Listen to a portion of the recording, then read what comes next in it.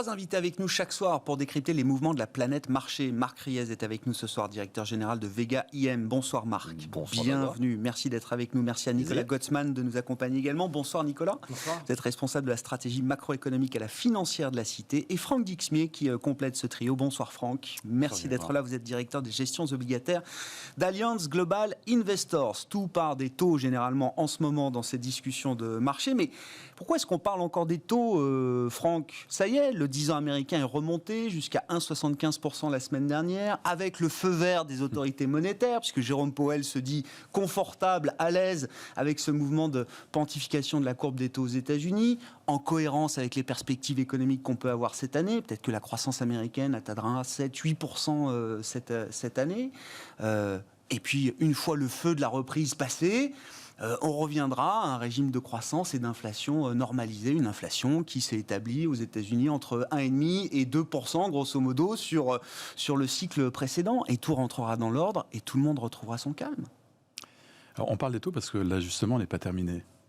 On est dans un changement de régime et le discours de la Fed qu'on reçoit depuis quelques mois, en fait, n'est pas franchement rassurant pour les investisseurs obligataires.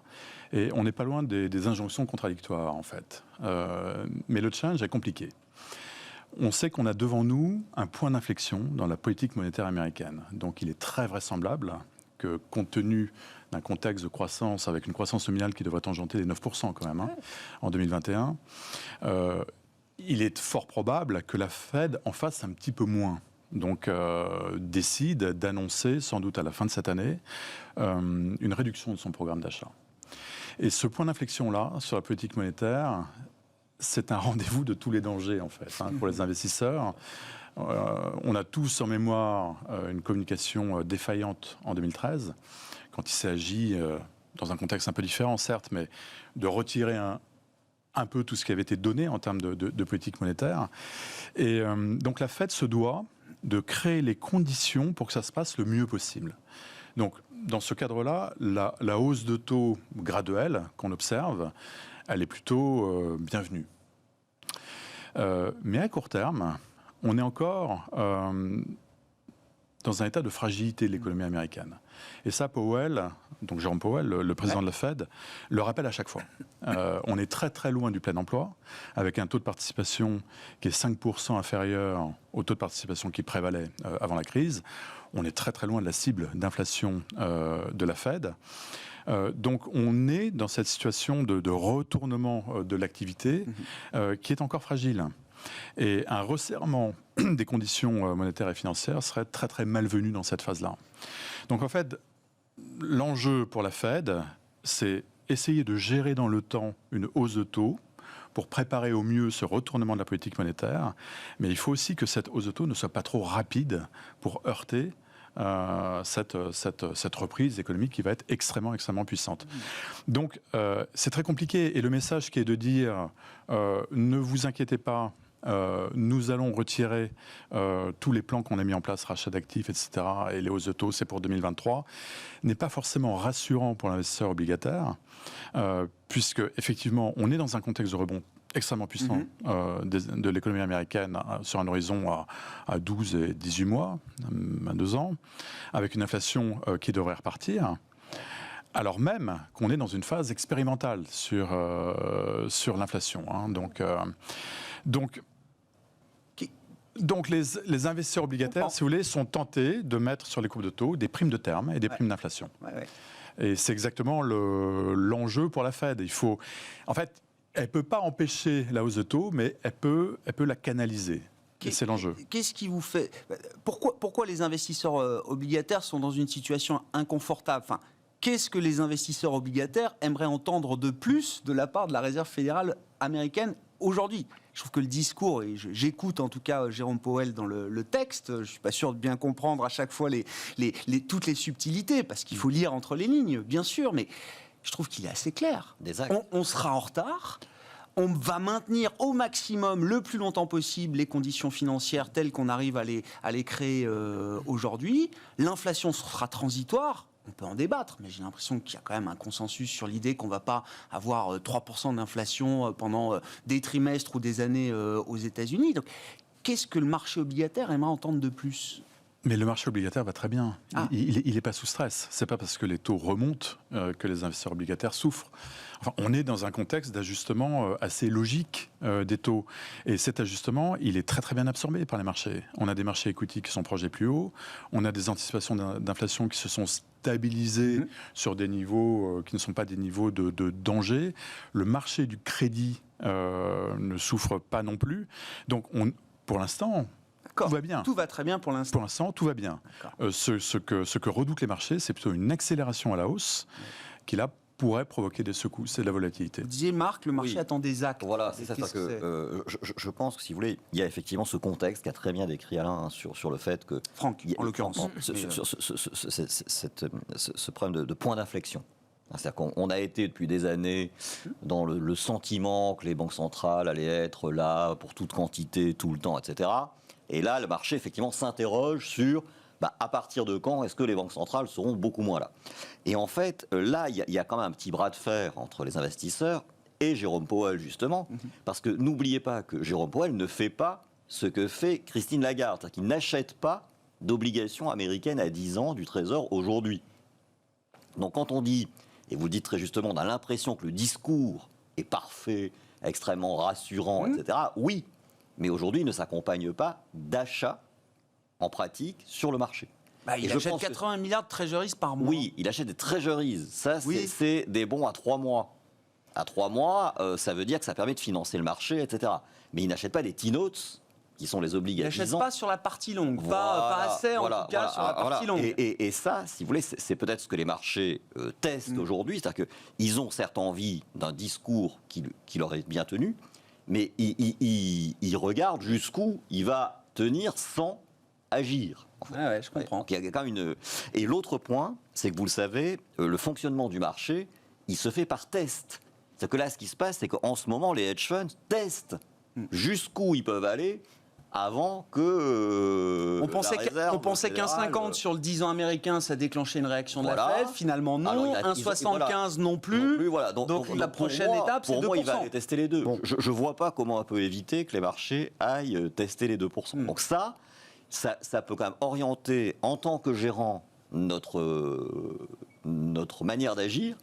C'est-à-dire que pour l'instant, avant qu'il ait vraiment testé les deux, ça ne donne pas envie d'aller beaucoup plus loin dans les achats d'obligs long terme, ni dans les achats d'actions d'ailleurs. Ouais, je comprends. Alors, il achète quand même, j'imagine, sur le marché obligataire, il doit acheter quand même toute une variété d'obligations américaines. Nicolas Gottsman, l'équation de la Fed aujourd'hui, est-ce qu'elle est lisible ? Est-ce que Powell est droit dans ses bottes et a raison de l'être ? Pour le moment, je pense depuis qu'ils ont mis en place leur nouvelle stratégie, donc le 27 août dernier, pour le moment, ils ont plutôt, c'est quasiment un carton plein sur l'orientation. Effectivement, depuis le mois de janvier, ils annoncent que la hausse des taux qu'ils constatent sur le 10 ans est plutôt une bonne nouvelle et qu'ils constatent que c'est effectivement une marque de confiance de la part du marché. Effectivement, donc là, on part quand même un petit peu, on va contrer un peu de la tarte à la crème qu'on entend depuis 10 ans sur les QE font baisser les taux. En fait, on se rend compte que c'est pas le cas, effectivement, parce que évidemment, le QE, même si c'est un effet de liquidité à court terme qui peut faire baisser les taux, l'objectif quand même, c'est d'arriver à réaviver les anticipations de croissance et d'inflation et du coup d'avoir des taux qui partent à la hausse. Donc effectivement, ça c'est une bonne nouvelle. Nicolas, je veux qu'on insiste là-dessus. Un QE qui fonctionne, ça veut dire des taux longs qui remontent. Absolument. Je me souviens de Draghi qui avait eu cette phrase un peu sibylline. Il faut que les taux soient bas aujourd'hui pour qu'ils remontent demain. Exactement. Et donc les taux qui remontent, c'est finalement un succès de la politique monétaire et budgétaire. Et c'est là où on arrive à une question qui se pose maintenant depuis le début de l'année, parce que la question n'est pas forcément la hausse des taux, la question c'est plutôt de savoir quelle est la cause de la hausse des taux. Et là, vous avez il y a plein d'éléments qui vont s'ajouter, qui composent la courbe des taux, et c'est là où on peut voir qu'il y a des éléments qui sont positifs. Donc effectivement, les anticipations de croissance et d'inflation qui repartent à la hausse. Alors ce qui est très satisfaisant, c'est de voir notamment sur ce qu'on appelle les break-even, donc qui sont les anticipations d'inflation à 5 ans et 10 ans. Ce qu'on constate, c'est que le 5 ans est plus élevé aujourd'hui que le 10 ans. Alors déjà, c'est plutôt une bonne nouvelle. Ça veut dire que la Fed est crédible dans son annonce de vouloir soutenir l'inflation à court moyen terme. Et par contre, sur le 10 ans, on est plus bas. Ça veut dire que par contre, la Fed est parfaitement crédible dans sa volonté de garder l'inflation à 2%. Donc là, c'est déjà parfait. Par contre, et ce qui est bien aussi, c'est que sur le 5 ans, on est au plus haut depuis 2008. C'est-à-dire qu'on a retracé tout ce qu'on avait perdu depuis 2012-2013 avec le régime d'inflation targeting et tout le narratif de stagnation séculaire qu'on avait dans le marché. Ça, c'est effacé. Donc le marché n'y croit plus. Et sur le 10 ans, on est revenu là au plus haut depuis mai 2013. Même chose, c'est-à-dire qu'on est en train d'effacer toutes les erreurs de ces dernières années. Et encore une fois, ce narratif de stagnation séculaire qui est en train de s'effacer du marché. Ça, c'est plutôt vraiment une très bonne chose parce que je pense que c'était vraiment l'objectif principal de la Fed. Par contre, ce qu'on constate là maintenant, et là je pense que c'est vraiment un problème aujourd'hui pour la Fed, c'est que dans la composante, on a également donc les Fed Fund Futures qui commencent à s'élever et surtout en fait sur les... Donc la partie courte, hein, c'est ça là. Alors c'est plutôt sur l'euro-dollar en fait. On arrive à imaginer et à voir quelles sont les anticipations du marché sur les hausses de taux qui vont être provoquées par la Fed. Et là, on constate que le marché, malgré ce qui a été fait la semaine dernière, en fait, lui anticipe 3 hausses de taux pour 2023, alors que la Fed dit qu'elle n'en fera aucune. Ce qui veut dire que la Fed, pour l'instant, enfin le marché n'achète pas pour le moment la crédibilité de sa nouvelle action. Et donc là, il y a vraiment un problème, parce que du coup, on a une composante du 10 ans qui part à la hausse trop fortement pour une mauvaise raison. Et ça pose un problème parce que si ça continue de faire comme ça, on peut avoir à un moment des taux qui vont passer au-dessus effectivement de 2%, de 25%, qui peut avoir un impact sur la croissance. Donc du coup, ce que doit faire la Fed, c'est d'arriver à marteler son discours en disant nous, nous ne montrons pas les taux en 2023, de faire comprendre aux marchés qu'ils ne vont pas aller à ce niveau-là, et du coup d'avoir une hausse de taux qui ne se réalise uniquement sur les prévisions de croissance et d'inflation et non pas sur des anticipations de hausse de taux par la Fed elle-même. Pourquoi c'est un problème, Nicolas ? Parce que là, vous nous projetez sur un horizon 2023. Enfin, les gens qui nous c'est un problème parce se dire mais c'est délirant de se poser la question de savoir pour 2023 qui peut savoir. En fait, c'est essentiel parce que c'est ce qui s'est passé en 2013. En 2013, quand Bernanke a fait ce mouvement-là, en fait, le marché, il annonce une réduction programmée des achats. Alors, c'est ce qu'il a dit, mais le marché comprend, on va monter les taux. Et donc là, du coup, en fait, on va avoir des anticipations de hausse des Fed Funds qui vont commencer à s'accélérer, et du coup, on a des taux qui montent trop fortement par rapport au contexte de ce moment-là. Et quand vous avez des taux trop élevés par rapport à ce qu'on appelle le taux naturel, c'est simplement quel est le niveau de taux qu'on pourrait avoir qui permet d'avoir... Sans friction pour l'économie. Sans friction pour l'économie. C'est le niveau parfait. Évidemment, c'est le niveau où ça se trouve, on ne sait pas exactement où ça se trouve. C'est un niveau théorique. C'est la beauté. Et généralement, on le voit assez bien, c'est qu'à partir du moment où le taux dépasse ce niveau-là, vous avez un marché qui commence à cracher. Et donc là, vous constatez qu'il y a vraiment un problème. Et le tout, c'est de ne pas arriver à ce niveau-là pour la mauvaise raison. C'est-à-dire que si jamais on a des taux qui montent, encore une fois, parce que c'est la croissance et l'inflation, et le marché sera content, il n'y a pas de hors comme on l'a aujourd'hui. Par contre, si c'est vraiment sur la composante des anticipations de Fed Funds, là, on a vraiment un problème. Et donc, du coup, Powell, Clarida et Brainard, qui vont parler cette semaine, doivent, eux, encore une fois, marteler sur ces questions-là. Et évidemment, ce qu'ils pourraient faire, si jamais ils avaient un problème de ce côté-là, ils pourraient passer effectivement au yield curve control et essayer de faire baisser un tout petit peu le 10 ans pour effacer la partie des Fed Funds. Oui, qu'est-ce qu'ils peuvent faire de plus à part répéter ce que le marché ne veut pas entendre, visiblement? Le marché les croit pas. Oui, c'est ça. C'est ce test dont vous parliez, cette espèce de bras de fer. Le marché voit la puissance du redémarrage. Et pour le coup, quand il entend Powell dire on ne touchera pas au taux, etc., il ne le croit pas. D'ailleurs, on le voit dans ses anticipations. C'est que le marché, il met en doute, en fait, ce temps. Et c'est très bien ce qui a été dit, mais il y a quand même le fait qu'on sait aussi qu'avant les remontées de taux, il y a déjà la diminution du programme d'achat. Oui. Et ça, en soi, c'est déjà quelque chose qui peut un peu inquiéter aussi les marchés, parce que ils ont vécu quand même beaucoup de la liquidité qui venait des banques centrales. Et donc, s'ils se disent en 2023, c'est l'année où les taux remontent, ils peuvent se dire en 2022, c'est l'année où, pour le coup, les achats bien sûr, on se fait un rétro-planning par rapport aux objectifs. Ils s'inquiètent aujourd'hui de 2023, pour répondre à cette question-là, c'est que c'est tout un cheminement qui est déjà anticipé. C'est un chemin qui commence aujourd'hui. Voilà, c'est ça. Ce point d'inflexion qui était décrit tout à l'heure, c'est ça. Mais Franck, vous êtes le représentant du marché obligataire. Qu'est-ce que le marché obligataire ne comprend pas dans ce que disent Powell, Clarida, Brainard, les hommes importants de la Fed? Le marché comprend très bien. Alors pourquoi le marché intègre 3 hausses de taux en 2023 quand la Fed dit il n'y en aura pas? Parce que les investisseurs obligataires sont toujours un peu paranoïaques. Vous savez, c'est une classe d'actifs où il y a beaucoup à perdre, mais où les gains sont assez limités, en fait. Donc, il y a une asymétrie qui fait que vous regardez le monde d'une façon méfiante. On regarde les risques. Ouais. Et le risque, c'est un risque peut-être de surprise sur l'inflation. Et on ne connaît pas encore la fonction de réaction de la Fed. Donc on est rentré dans cette expérimentation sur l'inflation targeting. On va voir. Mais l'investisseur obligataire, il a horreur de distribuer des options gratuites. Donc il va mettre un petit peu plus d'inflation dans ses courbes de taux. Et c'est exactement ce qui se passe aujourd'hui en fait. Il faut peut-être qu'on intègre dans la discussion le plan d'infrastructure, qui sera la prochaine étape, le prochain étage de la fusée, de la relance américaine, dopée à turbochargée, comme disent les Américains. Les discussions sont en cours. Bon, on attendait des annonces assez rapides, et puis le calendrier semble être un peu plus délayé que prévu. Mais ce programme d'infrastructure, là, on a le chiffre de 3 000 milliards de dollars. C'est le chiffre que j'ai vu circuler. Il est intégré justement dans ces marchés obligataires, dans l'idée de ces hausses de taux de la Fed en 2023. Est-ce que ça veut dire que le marché obligataire intègre ce genre de stimulus supplémentaire après l'échec, les infrastructures? Alors, il y a une grosse inconnue sur ce que sera effectivement ce plan en termes de montant, parce que ça va faire l'objet quand même de discussions assez serrées.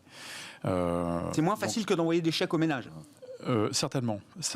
Et on parle en fait d'un calibrage autour de 2 trillions de dollars. Donc on partirait de 4 trillions.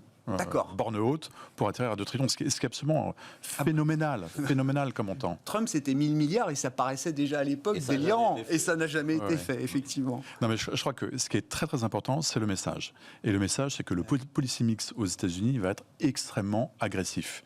Et la Fed fait passer ce message. Elle fait partie de ce policy mix très agressif et elle va maintenir une position extrêmement accommodante. Nicolas, ça ne va pas s'arrêter à l'American Rescue Plan. C'est ce qu'il faut comprendre. La volonté politique de turbocharger l'économie américaine, elle va persister pendant longtemps encore. Je pense que c'est vraiment un changement de régime. Alors on le voit effectivement sur le monétaire, mais c'est également sur le budgétaire. C'est vraiment le policy mix. On a changé. Les États-Unis ont changé de stratégie économique. Ils avaient un mouvement qui était imprimé depuis 40 ans. Ils en ont changé. Les Européens font comme s'il ne se passait rien. Mais ils ont vraiment changé. Ils ont quand même investi 5 500 milliards depuis un an sur les 12 derniers mois. Ils vont en remettre 3 000. Mais là, par contre, effectivement, ça va être dilué dans le temps sur les 10 prochaines années. Mais en gros, on sait qu'on va avoir un soutien budgétaire qui va durer pendant plus ou moins une décennie. Qu'on va avoir une Fed donc avec un changement de régime qui va soutenir cette relance-là. Et du coup, la question là maintenant pour les États-Unis, c'est pas simplement de revenir ou d'effacer ce qui s'est passé avec la crise du Covid, c'est vraiment, et c'est ça que je pense qu'il faut bien se rendre compte que tout ce qui s'est passé au sein de la Fed, c'est pas une réaction à l'épidémie, c'est quelque chose qui s'est passé avant, c'est une réflexion qui a eu lieu avant. D'ailleurs, Clarida a bien dit la dernière fois, au début janvier, que tout était prêt dès le mois de février pour annoncer la nouvelle stratégie. En fait, ils sont mécontents de ce qui s'est passé sur les 10 dernières années. Ils considèrent que la croissance américaine était sous-optimale, que finalement, et ça c'est peut-être la question fondamentale, c'est que le potentiel de croissance américain, finalement, on considère aujourd'hui que ce qui s'est passé sur les 10 dernières années, en fait, n'était pas satisfaisant et qu'ils auraient pu faire beaucoup mieux. Et en fait, c'est ce qu'on a un peu appris en voyant justement des taux de chômage qui baissaient à des niveaux qu'on n'avait pas vus depuis 50 ans. Quand je vois les prévisions de Goldman, maintenant, ils sont à 3,1 de chômage à horizon 2023-2024. Enfin, ça va quand même très bas, et avec des niveaux d'inflation aussi qui sont au-delà de la limite. C'est qu'on change de régime, et l'idée, c'est vraiment de faire en sorte que l'économie américaine retrouve son plein potentiel. Donc, encore une fois, je repars sur l'idée de stagnation séculaire. Donc ça, on va oublier. Maintenant, on va tirer du maximum de cette économie-là. On va arriver à une croissance qui va être plus forte que ce qu'on a connu sur les dernières années. Et donc, on est vraiment dans un nouveau régime. Et donc, ça, c'est important aussi. Je pense qu'il y a effectivement une volonté de soigner les inégalités aux États-Unis, de réduire le niveau de chômage et de faire en sorte que le niveau d'investissement revienne à un niveau très satisfaisant. Il y a aussi ce qu'on pourrait appeler la menace chinoise, c'est-à-dire que les Chinois considèrent que d'ici 2028-2030, le PIB chinois pourrait dépasser celui des États-Unis. Sauf qu'avec cette nouvelle stratégie-là, en fait, finalement, c'est pas sûr du tout, parce que l'économie américaine va retrouver une nouvelle stratégie de croissance, et que la Chine, de son côté, va se retrouver confrontée à un défi démographique et un défi aussi de productivité qui fait en sorte que finalement, peut-être que l'économie américaine ne sera peut-être jamais dépassée par la Chine, et justement parce que elle fait en sorte aujourd'hui de faire ça. Et malheureusement, en Europe, on est en train de regarder les trains passer à ce moment-là.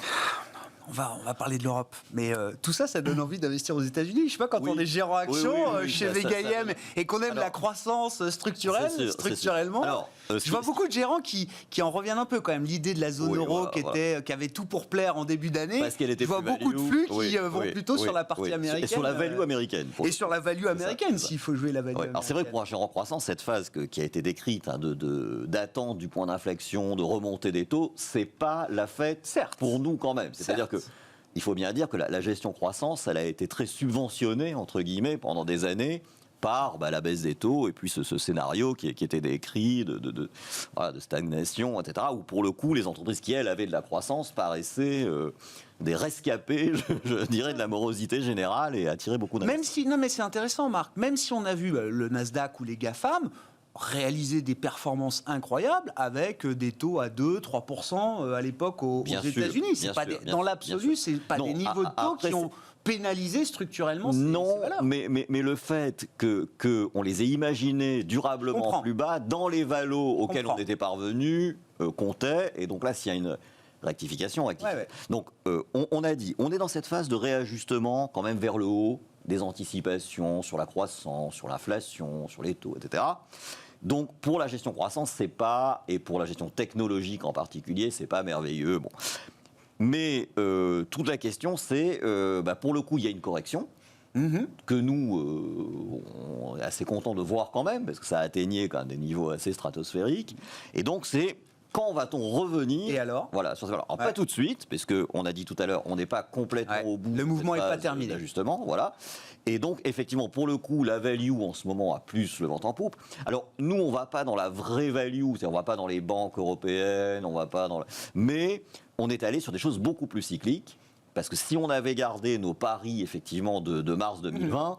on aurait des performances vraiment pas bonnes aujourd'hui. Donc on a dû aller sur des choses plus cycliques, le tourisme, les semi-conducteurs, l'automobile. Et quand vous voyez que ces secteurs-là ont déjà récupéré leur niveau boursier d'avant-crise, voire au-delà, voilà. Est-ce que vous dites que c'est déjà un potentiel qui est largement consommé ? C'est pour ça que tout à l'heure, je disais... beaucoup de choses sont chères quand même. C'est-à-dire que les valeurs technologiques n'ont pas beaucoup rebaissé depuis septembre. Et les cycliques ont tellement monté qu'elles deviennent peut-être chères aussi. On regardait tout à l'heure, depuis le 1er septembre, pour donner un ordre de grandeur, le 10 ans américain est passé de 0,70 à 1,70 en gros. Il a pris à peu près 1% en 5 mois et demi, disons. Le Nasdaq a pris 5%. Donc effectivement, ça n'a pas fait trébucher pour l'instant, même si par rapport à ses pics de fin octobre, il a bien un peu corrigé. Et puis, le Russell 2000 américain a pris 45% en 5 mois et demi. Donc le rattrapage est quand même déjà très très très bien engagé.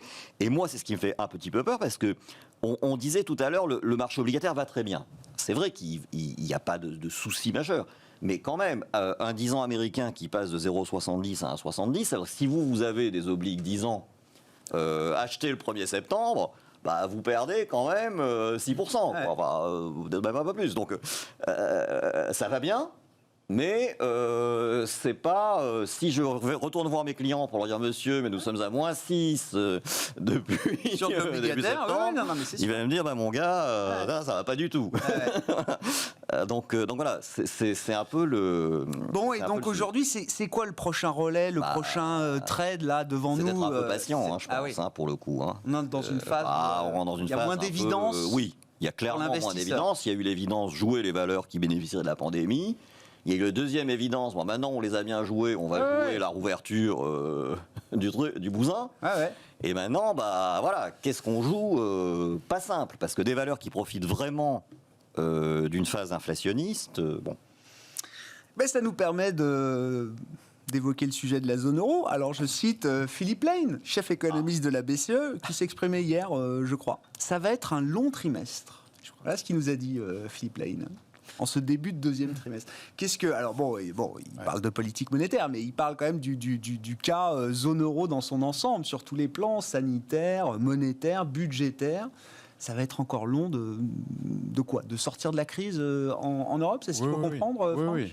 Et on a une désynchronisation qui s'installe véritablement, en fait, entre les États-Unis et l'Europe.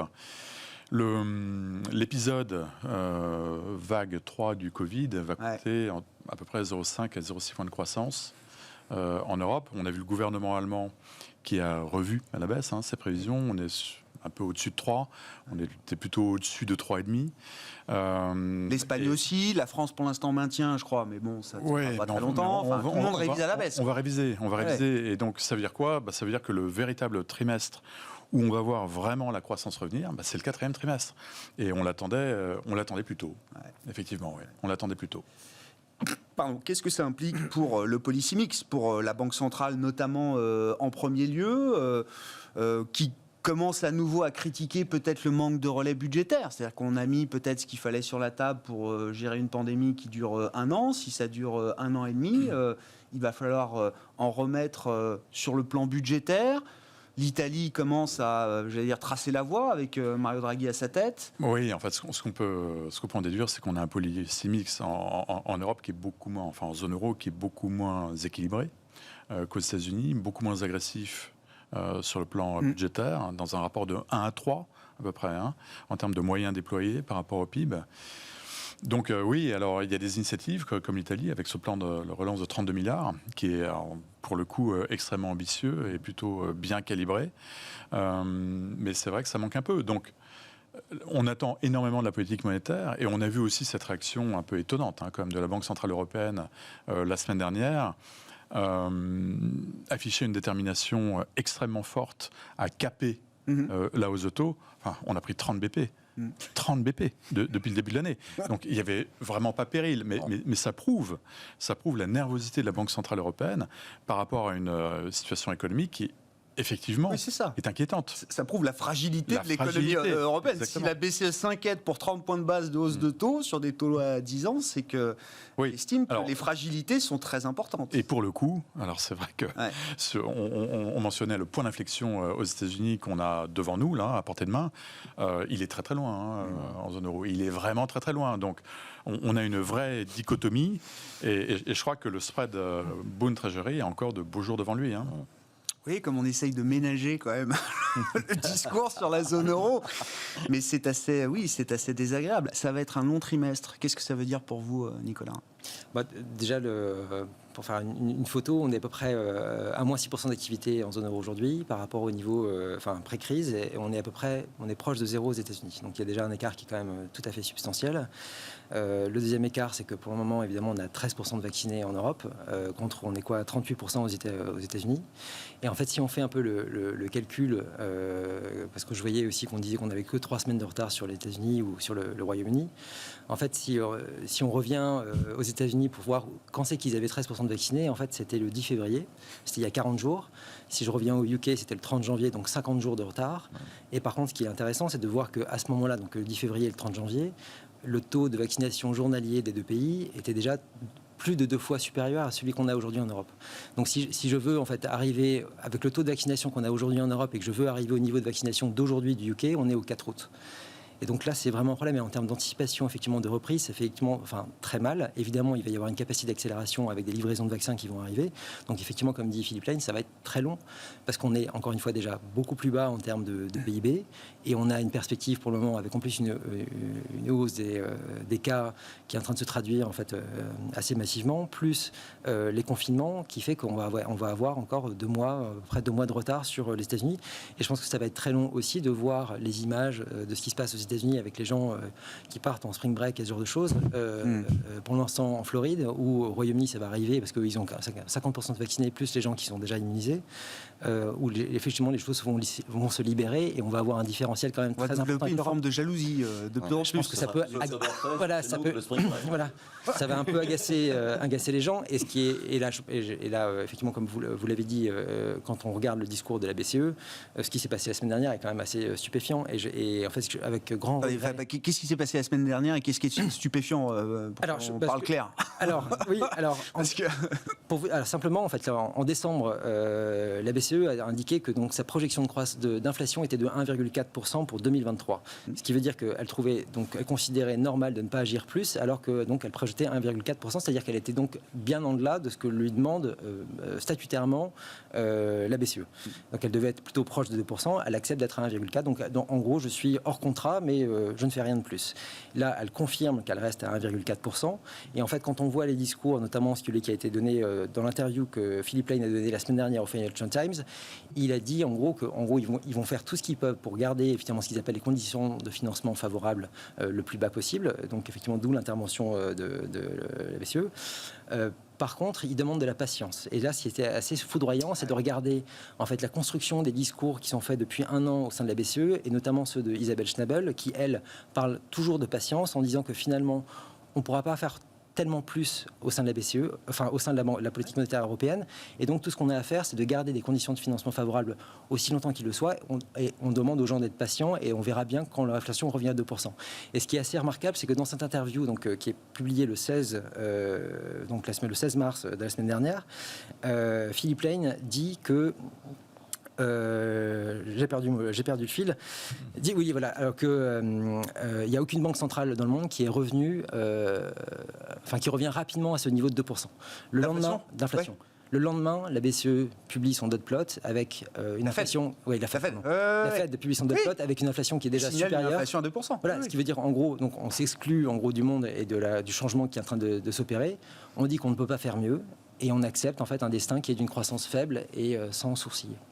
Bon, voilà. Ouais, est-ce que non mais il y a quand même encore devant nous l'idée de la réouverture de l'économie en zone euro. C'est-à-dire qu'on n'a pas encore, c'est ce que disait Nicolas, mais je retourne la situation. On a la chance de ne pas encore avoir vécu ce moment. Quand on est investisseur, j'entends. Est-ce que pour l'investisseur, c'est un moment encore devant nous qui est un espoir, alors je sais pas, l'espoir fait pas jamais de bonnes stratégies d'investissement, mais est-ce que là, ça ne pourrait pas être le cas Grégoire, le problème c'est qu'on parlait tout à l'heure aux États-Unis sur les 12 derniers mois de 5500 milliards de dollars, oui. C'est un quart du PIB de l'économie américaine, on n'attend pas ça pour l'Europe. Donc même quand ça va rouvrir, même quand ça va repartir... On a mis de l'argent partout aussi chez nous. On a mis de l'argent partout. On n'a pas perdu en pouvoir d'achat. La demande a été préservée. Et le chômage, tout ça, c'est vrai aussi pour la zone euro. En zone euro. Et voilà. Donc on ne peut pas comparer complètement le montant américain avec le CFA. Mais néanmoins, on sent bien que cette dynamique dont on parle là, on parlait tout à l'heure de 9% d'anticipation de croissance aux États-Unis, etc. On n'est vraiment pas prêt de voir ça en Europe, même quand l'économie européenne va redémarrer. Donc du point de vue boursier, on voit bien d'ailleurs quand on investit en Europe, c'est que c'est souvent les boîtes qui ont un business mondial qui s'en sortent pas mal. Les entreprises qui auraient un business purement franco-français ou purement zone euro, c'est pas nécessairement les business models les plus vendeurs en termes de croissance, à moins d'avoir vraiment un micro-segment... Donc vous voulez jouer etc. à travers les actions européennes la reprise mondiale plus que la reprise domestique, nationale ou régionale. Il ne faut pas attendre quand même de ce côté-là des choses extraordinaires. On sent bien que cette Europe, elle est encalaminée. Et puis, n'oubliez pas aussi que ce qui fait un peu peur dans cette histoire, c'est qu'on sent bien qu'au niveau du Conseil de la BCE, il n'y a pas un alignement extraordinaire, semble-t-il, depuis janvier en tout cas, sur l'idée qu'il faut faire beaucoup plus. On sent bien que Mme Lagarde est très habile, qu'elle arrive à réunir un peu allemand, italien, etc. Mais derrière ça, il y a quand même des points de vue qui ne sont pas homogènes, je pense. Franck, je vous laisse commenter. Moi, ce qui m'a frappé, stupéfait, comme vous dites, la semaine dernière à la BCE, c'est qu'une des grandes forces du programme d'urgence qui était mise en avant par tout le monde. Alors, il y a la patience, mais il y avait aussi la flexibilité. Et cette flexibilité, on a l'impression qu'on a tiré un trait dessus. C'est-à-dire que quand même, Christine Lagarde nous a expliqué que pour augmenter les achats du programme d'urgence, on parle du programme d'urgence pandémique, il fallait des nouvelles projections économiques tous les 3 mois, une réunion du Conseil des gouverneurs et une décision qui soit soumise au vote, entre guillemets, des gouverneurs pour pouvoir décider d'augmenter les achats. Je ne sais pas si c'est la définition même de la flexibilité d'un programme d'achat. Oui, alors fair enough. Mais je ne ferai pas un procès à la BCE sur ce thème-là parce qu'ils ont démontré, alors souvent sous l'ère Draghi en fait, qu'ils avaient quand même une capacité à créer, à innover assez remarquable. Donc je pense que la boîte à outils, elle est quand même assez remplie. Mais juste pour revenir sur le thème de la relance budgétaire, c'est intéressant quand même de noter que l'Allemagne a communiqué, le gouvernement allemand a communiqué sur le fait que la règle budgétaire était suspendue. La règle constitutionnelle était suspendue jusqu'en 2023. Donc, l'idée derrière, c'est que non seulement ça attaque 2021, ça va être compliqué, il va peut-être y avoir la nécessité d'en faire plus d'un point de vue budgétaire, mais aussi 2022. Et en 2022, on aura un nouveau gouvernement de coalition en Allemagne. Et c'est très intéressant parce que vous avez vu quand même une percée écologiste assez forte. Donc la CDU a des problèmes. Oui, 2 élections régionales qui sont mal passées, mal passées. Et ça, c'est à suivre de très près parce que ça peut vraiment... Et quel type de rapport de force on peut imaginer, alors justement, Franck? Peut-être, enfin... Plus d'allant budgétaire, un peu moins d'orthodoxie budgétaire. Parce que le monétaire, si on disait tout à l'heure, le 10 ans américain est à 1,70. Mais le 10 ans allemand, il est à moins 0,50. Donc, si vous voulez, que peut faire de plus pour la relance la Banque Centrale Européenne, même en allant à moins 0,60 ou à moins 0,70 quand vous êtes à moins 0,50, ça ne crée pas un élan économique extraordinaire, vous voyez. Alors qu'effectivement, aux États-Unis, quand vous êtes à 1,70, ça veut dire qu'il y a des taux mortgage, enfin des taux d'emprunt immobilier, pardonnez-moi, qui sont au-dessus de 5, voire qui tangentent les 6. Et là, vous pouvez agir sur l'activité économique. Donc, si vous voulez, on voit bien qu'en Europe, pour le coup, la politique monétaire, elle a quand même moins de puissance qu'aux États-Unis et que le budgétaire devient le cœur du sujet. Est-ce qu'on a raison d'être prudent sur un whatever it takes illimité sur le plan budgétaire en Europe? Parce que c'est un peu le discours, et je crois que c'est Isabelle Schnabel de la BCE qui l'avait noté. Elle constate qu'il y a une forme de traumatisme avec des pays qui ont été très endettés, avec des déficits très importants. Il y a eu quand même la crise 2010-2011 en zone euro qui a marqué les esprits et marqué sans doute l'action ou la volonté d'action budgétaire de la part de certains États. Est-ce qu'on est trop timide aujourd'hui sur le plan budgétaire en Europe? Est-ce qu'on a raison de l'être, ou est-ce qu'au contraire, il faut profiter encore de ce moment, comme le font les États-Unis, sans se poser de questions? Je pense évidemment qu'il faut en profiter, qu'on a justement une marge de manœuvre qui est assez importante. Là, le point positif du discours d'Isabelle Schnabel, c'est effectivement de dire qu'il y a la place pour faire de plus de budgétaire. Elle l'a dit d'ailleurs dans une interview la semaine dernière aux Échos, en disant qu'il fallait peut-être en faire plus, davantage au niveau budgétaire. Et l'Italie qui fait 32 milliards de plus de déficit, c'est très bien. Le marché dit OK. Mais bien sûr, mais il n'y a aucun problème, et c'est très bien absorbé. Et là, par contre, ce qu'on peut imaginer, parce qu'il y a quand même aussi des perspectives électorales qui se profilent, on peut imaginer effectivement que l'Allemagne en fasse un peu davantage aussi dans la perspective des élections. On peut imaginer aussi qu'en France, on ait un plan de relance qui soit mis en place un peu plus, on va dire, soit dans l'été, soit à l'automne, pour pouvoir soutenir un peu le niveau d'activité. Mais ce que je reproche, par contre, au discours de la BCE, c'est qu'en disant, en fait, c'est de donner la main au pouvoir budgétaire en disant le monétaire est arrivé au bout de ce qu'il pouvait faire, alors que c'est absolument pas le cas quand on regarde ce qui est fait aux États-Unis, et de laisser la main. Alors que ce qui serait, je pense, le plus efficace, c'est d'avoir une banque centrale qui soit, elle, pied au plancher de son côté, et d'avoir effectivement au niveau budgétaire, d'avoir un support qui soit plus massif de la part des gouvernements qui ont été effectivement trop timides. Et encore une fois, quand on fait la comparaison de ce qui est fait aux États-Unis, évidemment, enfin, on peut toujours d'arriver sur les arguments le dollar ou ce genre de choses, mais qui ne me semblent pas tenir vraiment la route. On a une capacité budgétaire qui est assez importante. Quand on regarde le niveau des taux en Europe, on n'a pas l'impression qu'il y a vraiment beaucoup de stress et qu'il y a un appétit quand même assez considérable pour la dette européenne. On pourrait vraiment faire davantage, et je pense que même que, c'est quasiment un signal donné par le marché, c'est endettez-vous pour pouvoir relancer cette économie qui stagne depuis 15 ans. Franck ? Oui, très rapidement. Moi, je suis un tout petit peu moins sévère sur la BCE parce que ce qu'elle a fait en fait la semaine dernière, vous l'évoquiez, c'est du yield curve control. C'est du contrôle de la courbe de taux. Elle indique au marché, maintenant c'est terminé, les taux longs ne monteront pas. Maintien des conditions financières. Voilà, une approche holistique, c'est la terminologie employée par Christine Lagarde, mais concrètement, ça veut dire les taux ne monteront pas. Il nous reste 2 minutes. Le CAC 40 ESG, à quoi ça sert, Marc ? Très déçu par ce lancement. Ah bon ? Alors juste, je vous laisse commenter. La composition, déjà. C'est pas la composition du CAC 40 pure telle qu'on le connaît. Il y a des valeurs qui ne sont pas dans le CAC 40, qui sont dans le CAC 40 ESG. Par exemple, Accor, Arkema, EDF, Gecina, Klépierre, Sodexo, Solvay, Suez, Valeo. Et il y a des valeurs qui sont dans le CAC 40 traditionnel, qui sont sorties du CAC 40 ESG tel qu'il est construit par Euronext, à savoir Airbus, Alstom, les trains, Bizarre. ArcelorMittal, Dassault Systèmes, Essilor, Hermès, Saint-Gobain, Thales et Total. Oui, un choix, ça paraît assez sommaire, disons, comme vision des boîtes ESG ou pas ESG. Je trouve que ça mérite quand même d'aller un peu au-delà, si on veut vraiment être efficace dans ces domaines-là. Nous, on essaie justement, vous voyez, de regarder la mesure d'impact, puisque vous allez parler tout à l'heure d'investissement à impact pour le private equity. Alors, c'est plus compliqué de faire de l'investissement à impact sur le CAC 40. Il faut dire ce qui est, bon. Mais en tout cas, de mesurer un peu l'évolution des business models sur ce sujet-là. Alstom, pour moi, ça va clairement dans le bon sens de développer le transport ferroviaire. C'est une darling, c'est dans tous les fonds climat, Alstom, par exemple. Clairement. Dassault Systèmes, pareil, c'est des technologies, voilà. Donc c'est sur la base des notations de l'agence Vigeo, qui appartient à Moody's aujourd'hui. D'accord, mais bon, ça me paraît un peu sommaire quand même comme comme répartition du bétail entre les gentils et les méchants. Et à quoi ça sert quand un opérateur boursier lance un indice ESG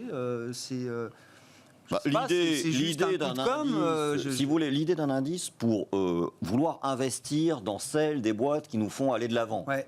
Ça me paraît pas idiot en soi. Mais là, je pense simplement que le critère ESG, la notation telle qu'elle est trop sommaire pour vraiment... ça paraît un peu plus marketing, si vous voulez, que vraiment sérieux. Bon. Mais ça permet de parler de l'ESG, mine de rien. C'est pas une mauvaise chose. Et de l'impact, on va en parler dans un instant. Voilà, c'était pour faire la transition. Merci beaucoup Marc pour cette transition. Merci à vous trois pour avoir été les participants de Planète Marché ce soir. Marc Riès, directeur général de VGIM, Nicolas Gottsman, le responsable de la stratégie macroéconomique à la financière de la Cité, et Franck Dixmier, directeur de gestion obligataire d'Allianz Global Investors.